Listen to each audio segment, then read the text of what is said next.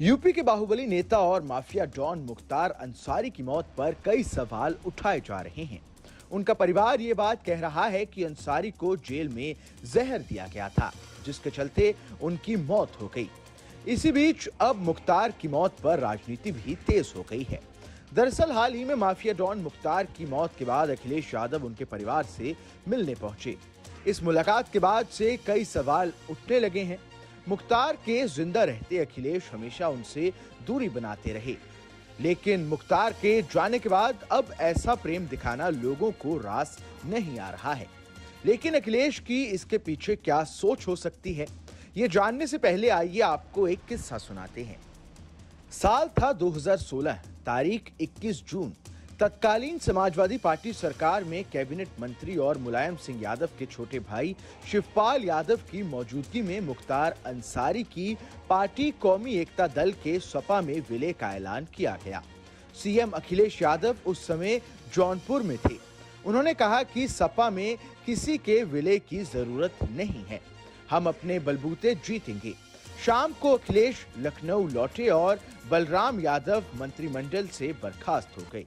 कहा जाता है कि बलराम ने कौमी एकता दल के विलय में मध्यस्थता की थी। लगभग 7 साल बाद वही मुख्तार अखिलेश के एजेंडे में टॉप पर हैं।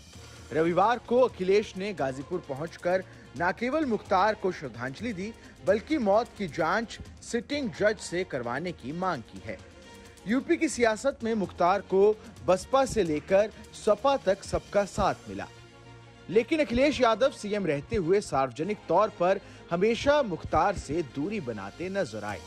कौमी एकता दल के विलय के ठीक एक दिन पहले मुख्तार को आगरा से लखनऊ जेल ट्रांसफर कर दिया गया था। इस पर भी अखिलेश ने तत्कालीन जेल मंत्री बलवंत सिंह से नाराजगी जताई थी।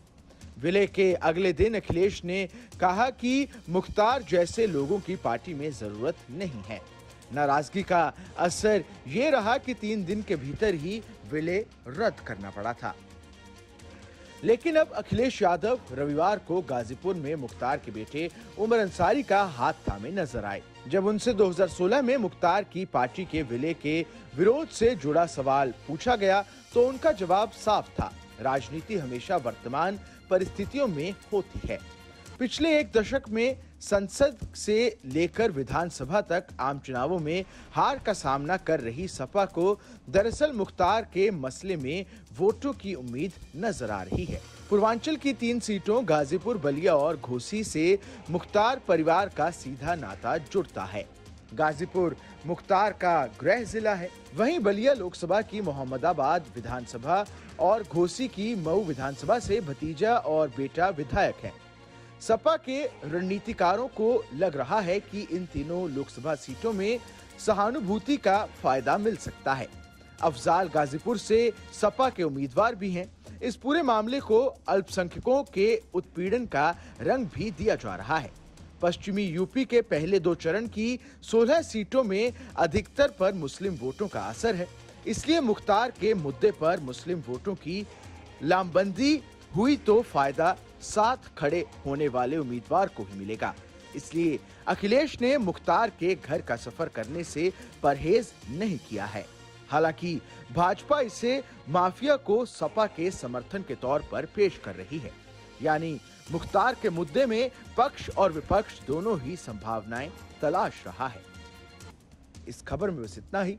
ये खबर आपको कैसी लगी हमें कमेंट कर जरूर बताएं। देश दुनिया की तमाम बड़ी खबरों के लिए देखते रहें न्यूज़ नेशन का डिजिटल प्लेटफॉर्म।